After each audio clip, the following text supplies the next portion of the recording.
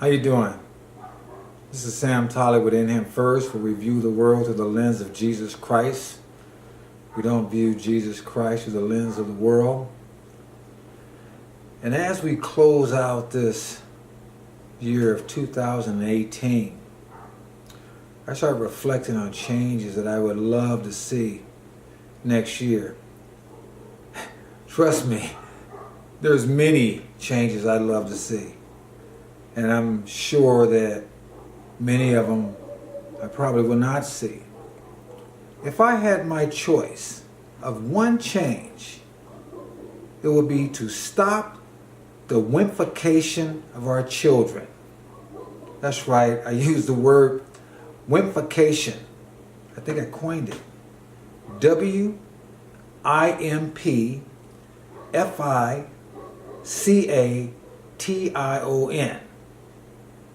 which means turning absolutely normal children into wimps.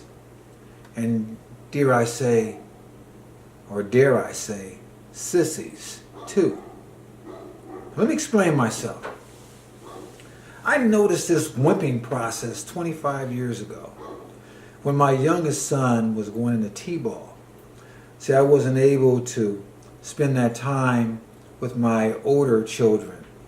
And I wanted this opportunity to share that experience with him, so I decided to be a coach.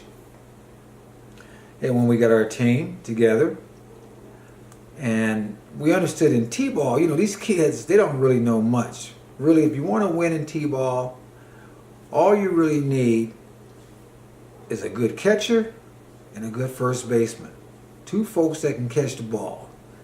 Some of these kids might be running around chasing ants or all kinds of stuff. They're little kids. But we taught our kids the best we could. And then I get to the meeting and I find out that they're telling us that no one loses, everyone wins. And I'm saying, what? Everyone wins, no one loses. This is the first time I heard of participation trophies. Everybody gets a trophy because they show up. Well, I told those kids on our team if we won or lost. I kept score and I trained them. No, we want to win. Because in real life, there are winners and there are losers. And sometimes we win and sometimes we lose. But from those processes, we grow. And if we wimpify our children, they can't grow. We got all these kids I'm hearing about 10-year-old and 12-year-olds committing suicide because people have been bullying them. Stuff like this. Anyone that's honest will tell you that there have always been and will always be bullies. I don't care how many laws they put out. I don't care how many teachers' manuals or they start educating kids to anti-bullying. That's nonsense. It's going to happen. When I was a kid, I was bullied. Just about everybody I know were bullied or were bullies. And there's only one way to deal with bullies. You must stand up to them. Now, there was a strange thing when I was a little kid. I thought it was strange because some of the adults had this attitude of don't do what I do, but do what I say. And that doesn't fly. That doesn't make sense. I've always tried to live by example with my kids. So I don't tell them that. I try to set a tone, set an example that they can see. And the reason why I say this, don't do what I do, do what I say, is because we have the same thing going on right now. Like I said, we have all these celebrities, we have these politicians, we have all these people with these anti-bullying messages. And these same people bully President Trump 24/7. Ever since they thought that he had a chance of winning the presidential election. They've been bullying him constantly. And he's been president almost 2 years now. And they haven't let up one bit. The same people that tell us, to tell our kids, no bullying, are the same ones. Matter of fact, you will have professors or teachers that will ask students in the classroom if they support Trump and have these kids fearful of saying yes. Why? Because they'll get bullied by those professors or teachers. Now, President Trump sets a great example about bullying because he stands up to them. Each one. He doesn't take the crap. I remember in the 6th grade, this fellow used to bully me. He was bigger than me. He used to bully me all the time. I got tired of it. I stood up to him. We had to exchange pleasantries, as it were. He never bullied me again. Matter of fact, I earned his respect and the respect of others because they saw that I wasn't going to tolerate it. So this nonsense about anti-bullying, it's never going to go away. And our elected officials on both sides of the aisle and our celebrities and all these other folks that know everything, and especially these reporters, these news broadcasters, they are constantly setting the example of why bullying will always be there. So you must stand up to bullies, unless you want to be wimpified.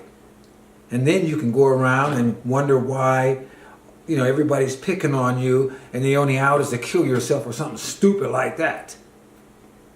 No. We must teach our children to be strong. But then again, we must be strong and smart. When I was a little kid, I remember my older sister, I used to play hopscotch with her.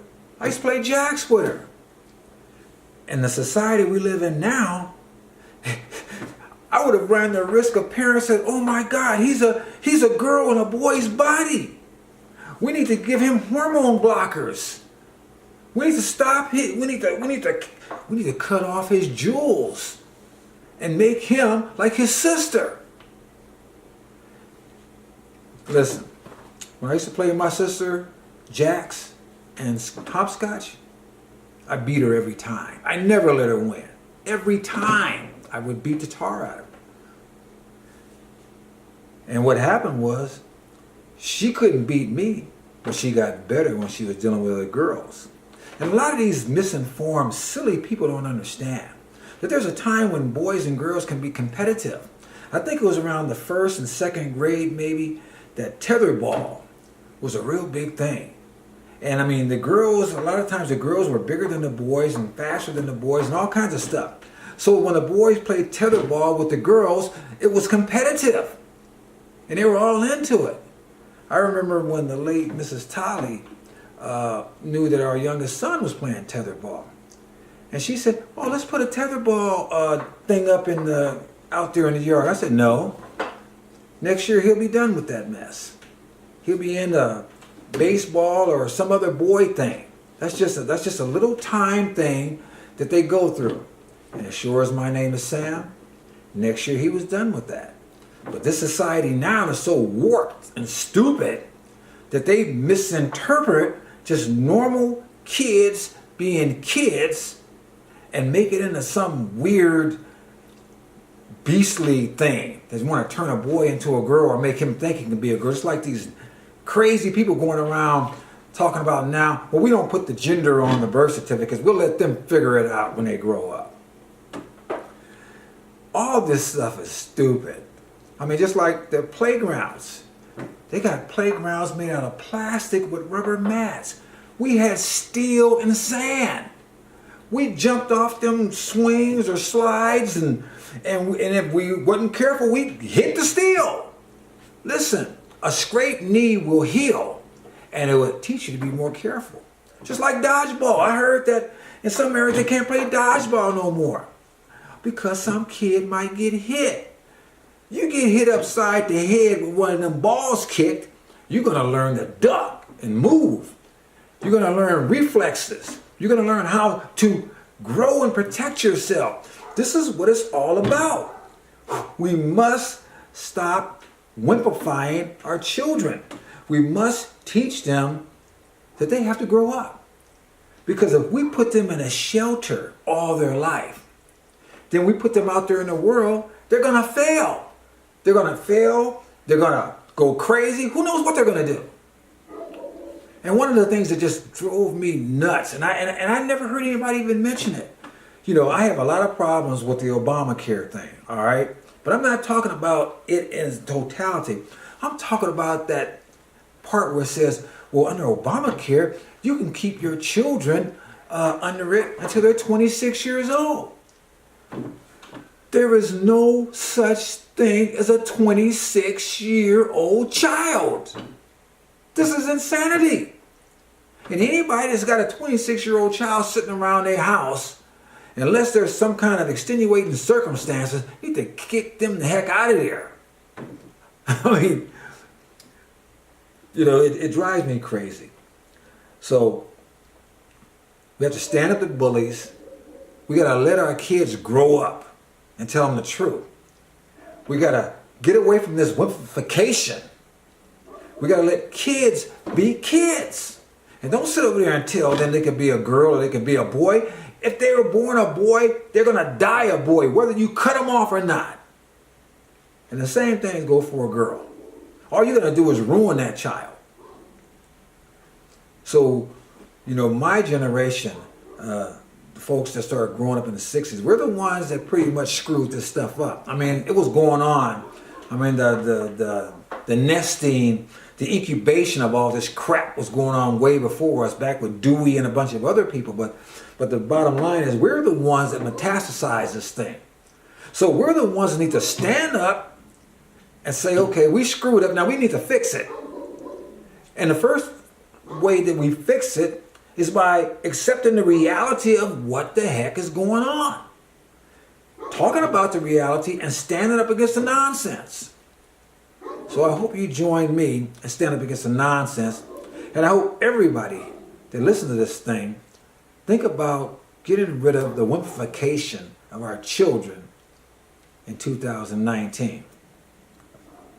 This is Sam Tolley with In Him First. You can catch me on inhimfirst.com or on my YouTube page under Samuel Tolley or Facebook. But whatever you do, let them kids grow up. I'm out.